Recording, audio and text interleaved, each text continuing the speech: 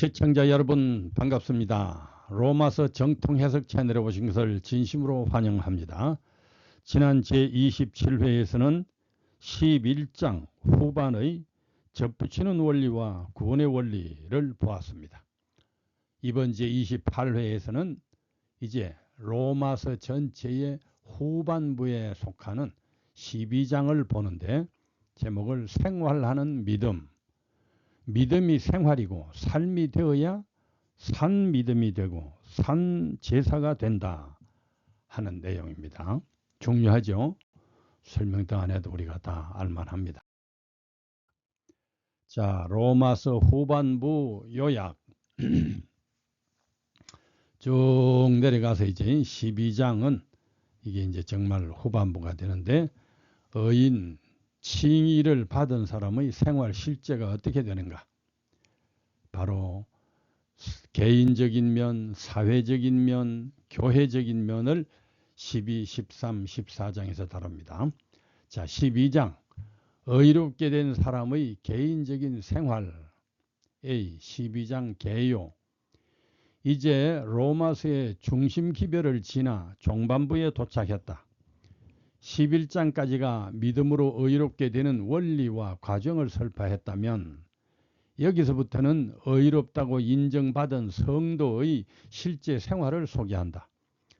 이 생활편에서 12장은 실천신앙의 개인적인 면, 13장은 실천신앙의 사회적인 면, 그리고 14장은 실천신앙의 교회적인 면을 다루고 있다.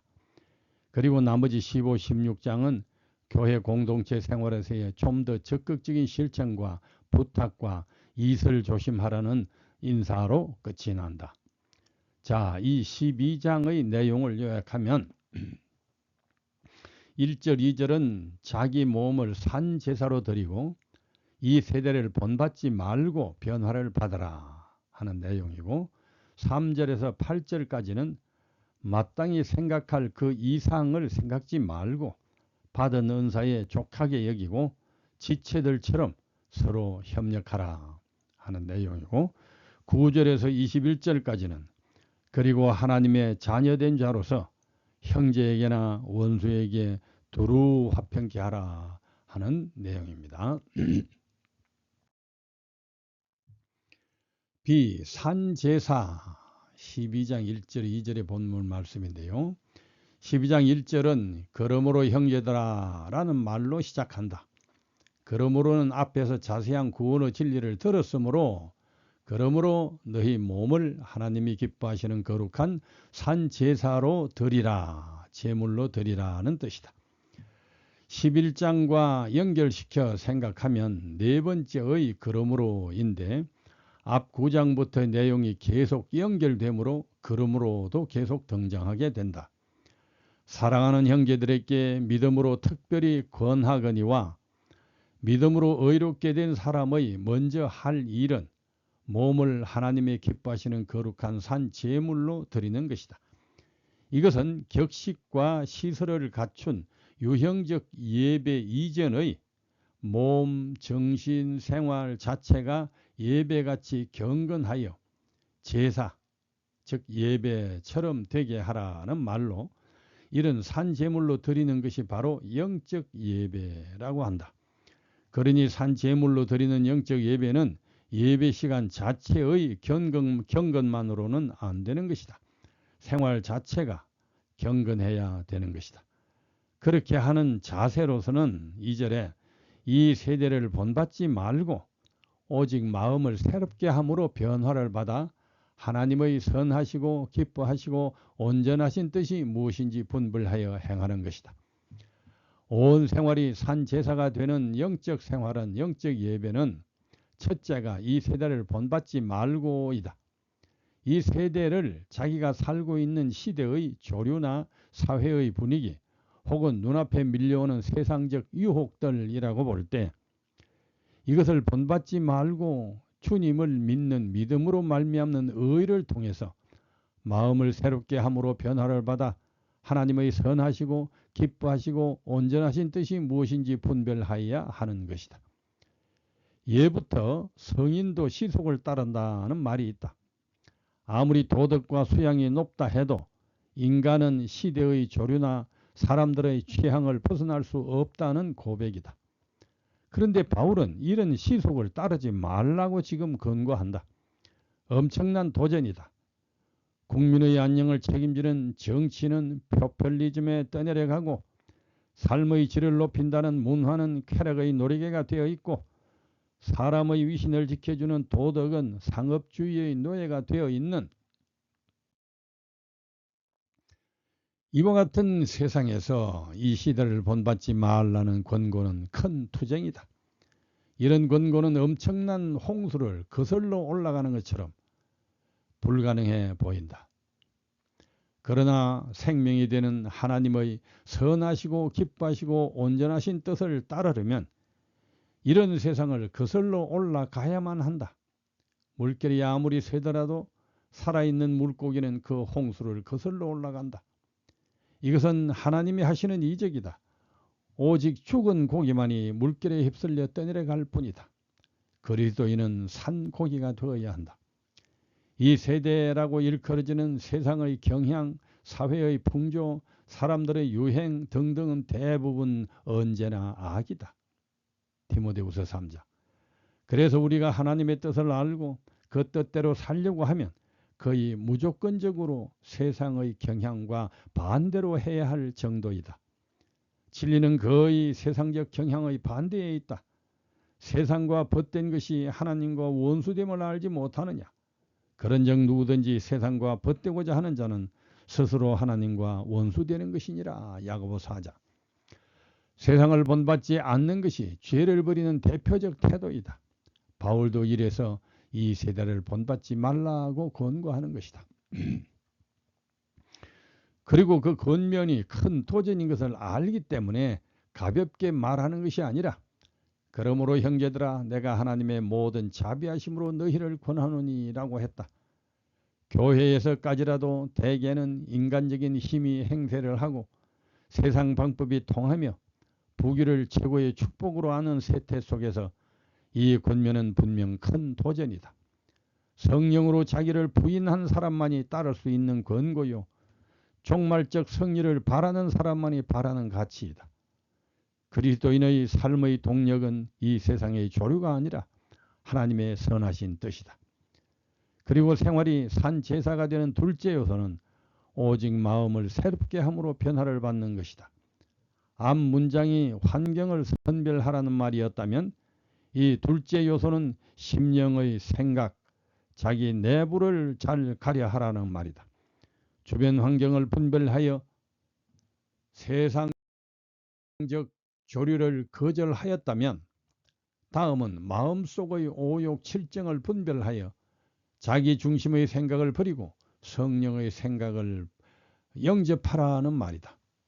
그리고 그 다음의 셋째 요소는 하나님의 말씀을 분별하라는 말로 하나님의 선하시고 기뻐하시고 온전하신 뜻이 무엇인지 분별하라고 한다.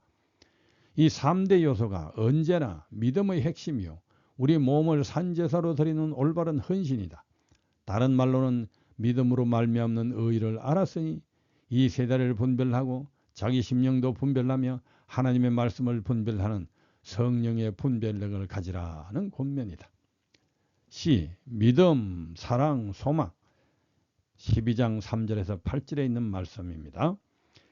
이제 3절에서 바울은 주님을 만난 것, 사도직을 받은 것, 전도의 축복 등 하나님으로부터 받은 이러한 내게 주신 은혜로 말미암아 너희 각 사람에게 말하노니 마땅히 생각할 그 이상의 생각을 품지 말고 오직 하나님께서 각 사람에게 나누어 주신 믿음의 분량대로 지혜롭게 생각하라고 권면한다. 사람에게 있어서 가장 슬픈 약점은 자기를 모른다는 사실이다. 도리어 자기를 안다는 사람이야말로 더욱 자기를 모르는 경우가 많다. 세상의 대부분의 갈등과 슬픔은 마땅히 생각할 자기 분량대로 생각하지 못하는 여기에서 기인한다. 3절에 마땅히 생각할 그 이상의 생각을 품지 말고 오직 하나님께서 각 사람에게 나누어 주신 믿음의 분량대로 지혜롭게 생각하라는 것이 거듭난 자의 중요한 자기관리요 성령의 큰 역사이다. 믿음의 분량대로 생각하려면 오직 겸손한 마음으로 각각 자기보다 남을 낮게 여기고, 또 누구든지 자기를 높이는 자는 낮아지고 누구든지 자기를 낮추는 자는 높아지리라는 말씀을 알아야 받아들여야 한다. 다른 말로 역시 자기 부인의 믿음이 있어야 한다는 말이다. 바울은 이런 정신을 강조하기 위해 우리 육체의 기능을 예로 든다. 4절, 우리가 한 몸에 많은 지체를 가졌으나 모든 지체가 같은 기능을 가진 것이 아니니 이와 같이 우리 많은 사람이 그리스도 안에서 한 몸이 되어 서로 지체가 되었느니라. 각 지체가 하는 일과 그 능력이 서로 달라도 우열이나 월권이 전혀 없다. 서로 조화 협력하는데 거듭난 사람은 형제들과 이렇게 화합하고 분량대로 지혜롭게 생각해야 한다는 것이다. 6절, 우리에게 주신 은혜대로 받은 은사가 각각 다르니 혹 예언이면 믿음의 분수대로, 혹 섬기는 일이면 섬기는 일로, 혹 가르치는 자면 가르치는 일로, 혹 위로하는 자면 위로하는 일로, 구제하는 자는 성실함으로, 다스리는 자는 부지런함으로, 긍휼을 베푸는 자는 즐거움으로 할 것이니라. 바로 이런 것들이 교회 안에서 서로 지체처럼 봉사하는 태도입니다. 자, 12장 9절에서 11절 이제 본문을 봅니다. 그리고 9절부터는 그 사랑에는 거짓이 없나니 악을 미워하고 선에 속하라. 형제를 사랑하여 서로 우애하고 존경하기를 서로 먼저 하며 부지런하여 게으르지 말고 열심을 품고 주를 섬기라며 사랑을 강조한다. 그런데 여기서 강조하는 사랑의 내용을 거짓이 없는 것, 선에 속하는 것, 우애하는 것, 서로 존경하는 것, 부지런히 주를 섬기는 것이라고 한다. 세상에서 말하는 사랑과 사뭇 다르다. 이것이 또한 서로 지체처럼 협력하는 아주 중요한 모습인데요. 12장 3절부터는 믿음으로 지혜롭게 생각하라고 권면했고 9절부터는 사랑으로 선을 행하라고 권면하며 뒤에 오는 12절부터는 소망 중에 즐거워하라고 권면한다. 바울은 믿음, 소망, 사랑을 영원한 가치로 굳게 믿고 있는데 고전 13장이 유명하죠. 여기서도 이 세 가지를 강조한다. 믿음은 지체처럼 조화로운 관계의 측면이고 사랑은 선을 행하는 성실한 생활 측면이고 소망은 마음속에 고대하는 희망의 측면에서 강조하고 있는 것이다.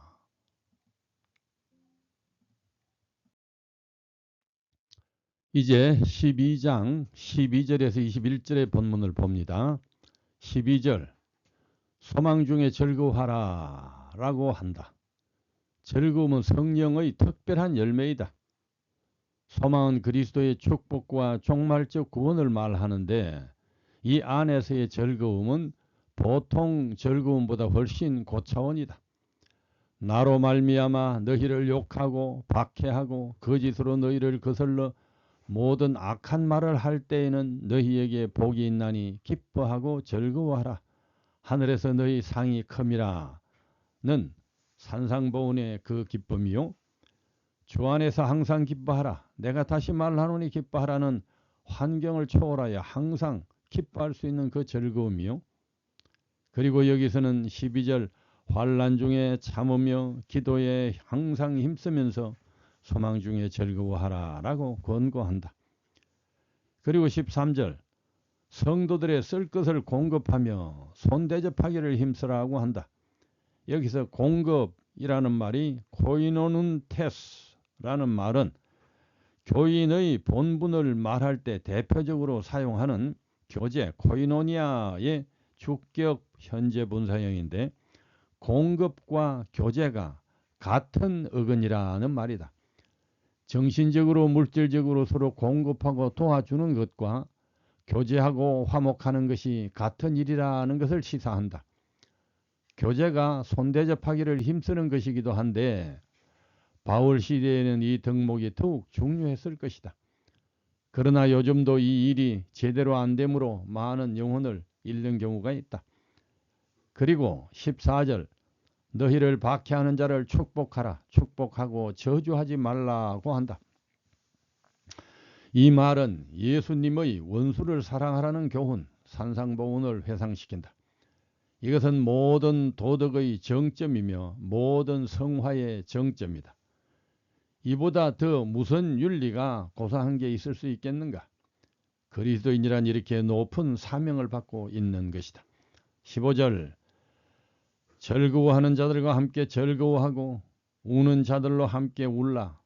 서로 마음을 같이 하며 높은 데 마음을 두지 말고 도리어 낮은 데 처하며 스스로 지혜 있는 체 하지 말라. 아무에게도 악을 악으로 갚지 말고 모든 사람 앞에서 선한 일을 도모하라. 18절 할 수 있거든 너희로서는 모든 사람과 더불어 화목하라. 믿음의 의로 새로 난 자의 생활은 이렇게 지체처럼 자기를 낮추고 서로 화합하는 이런 사명을 받고 있다. 12장의 권면은 대체적으로 성도와 이웃 간의 화목이 주 내용이다.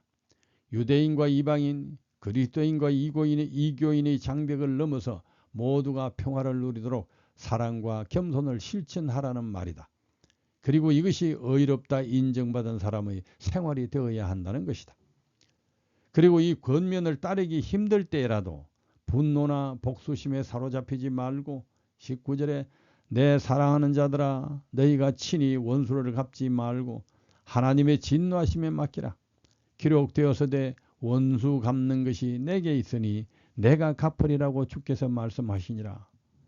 원수 갚는 것은 하나님께 속한 것이고 자신도 하나님께로부터 심판받을 것을 생각하고 믿음에 충실하여 내 원수가 줄이거든 먹이고 목마르거든 마시게 하라고 한다. 그리함으로 내가 숯불을 그 머리에 쌓아 놓으리라고도 한다. 여기서 숯불을 머리에 쌓는다는 말이 나오는데 네 원수가 배고파 하거든 음식을 먹이고 목말라 하거든 물을 마시게 하라. 그리하는 것은 핀 숯을 그의 머리에 놓는 것과 일반이요 여호와께서 내게 갚아주시리라는 잠언 25장의 말씀과 같다. 그러나 더 이상은 참고할 만한 성경 말씀이 없어 구체적으로 무슨 뜻인지 명확하지는 않다. 앞에서 복수를 하지 말라고 했으니 선을 행하는 척 하면서 고통을 주라는 위선적 의미는 아닐 것이고 21절에 악에게 지지 말고 선으로 악을 이기라는 뒷절을 볼 때에 아람 군대가 사마리아에